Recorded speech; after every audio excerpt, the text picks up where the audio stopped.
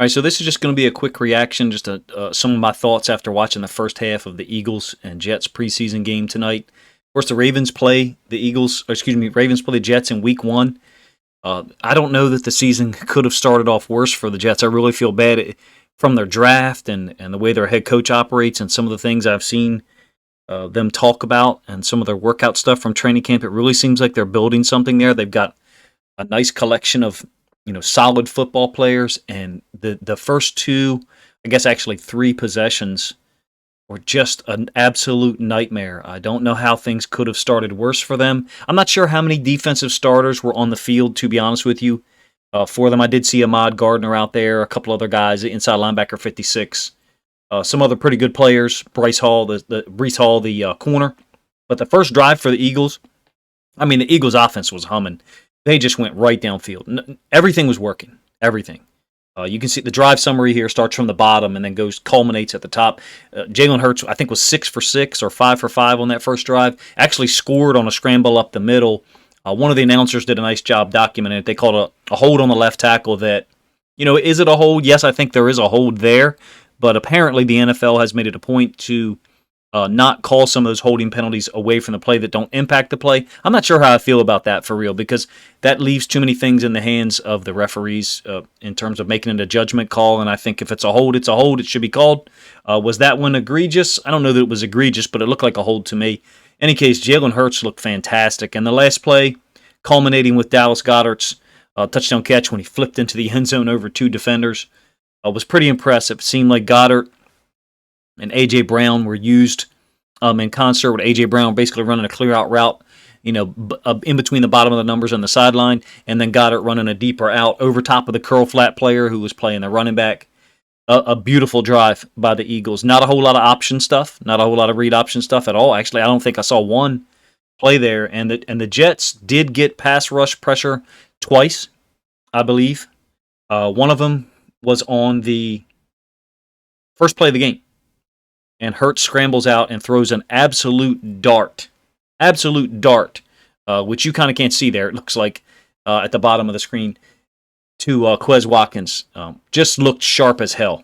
I thought the Eagles' offense looked fantastic. Of course, Kelsey, the center, wasn't playing. They had the center of the draft pick from Nebraska playing in there, and he looked pretty good. First drive for the Jets, they come out after the Eagles just basically drop an easy touchdown on them. Easy from the standpoint of the offensive execution. That play wasn't easy with Dallas Goedert flipping into the end zone, or at least the finish of it wasn't. And Zach Wilson throws an interception.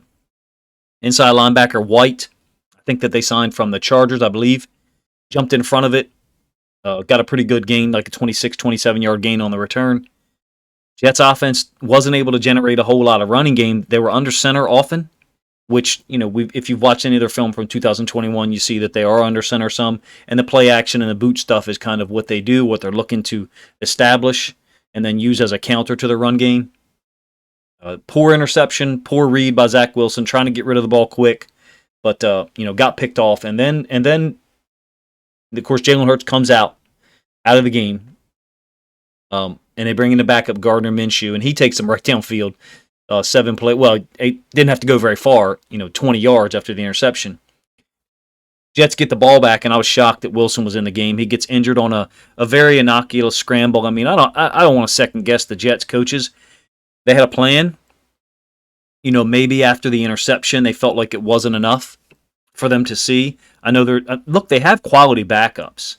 Mike White played his ass off last year in their upset win over the Bengals in Week 8, I believe, at home, 34-31. I talked about that in a couple of videos. Maybe I'll link it here in the top right. Joe Flacco's there, and I'm on Twitter, so I see a lot of stuff. Joe Flacco's out playing Zach Wilson. I mean, come on, like how can you document that stuff? You don't know the reads, you don't know the play calls. Even if you're an educated person in terms of the game, sitting there watching training camp, you don't have the play calls. You don't watch film, so you can't. I don't know how you would say he's out playing him. It sucks, man, for the Jets, who seem to be building something. In my opinion, it's smart of them to have two quality backups. Mike White can play, athletic dude. Joe Flacco's got a lot of experience, so at least they have other options. Of course, this is a Ravens fan. I'm a Ravens channel, so there'll be a lot of Ravens-centric reactions from people on here. I tend to be a little sympathetic towards some of these teams that are trying to build something, and something especially after what we tolerated last year as Ravens fans. All the injuries that we tolerated, and the team, excuse me. Difficult to fathom how you couldn't be sympathetic towards them. Hopefully nothing serious for Zach Wilson, but it didn't look good. Him even attempting to get up and walk didn't look good, and the early reports are that they're worried it might be something serious. Really, really let you know how quickly this game can change, and quickly a team's fate can change just by one guy being hurt. And of course, the Ravens last year had 20-some guys injured, so we understand that dynamic. I just wanted to get out something quick based on the first half I saw. Eagles offense looked really smooth. There was one situation on the first drive, I think maybe the fourth play, not sure. Hurts, who looked really strong throwing the ball. I love all that shit, that they talked about Hurts in training camp, and then he comes out on the first drive and is 6 for 6. Rushes for a touchdown, easily, and then it gets called back for the penalty, as I talked about briefly. Then he sits and so throws a perfect ball to Dallas Goedert over top the curl flat player. Another perfect pass. After he just scrambled for a touchdown. You understand how hard that is to do for a quarterback? You scramble for a touchdown, it gets called back, your blood pressure, your adrenaline is up.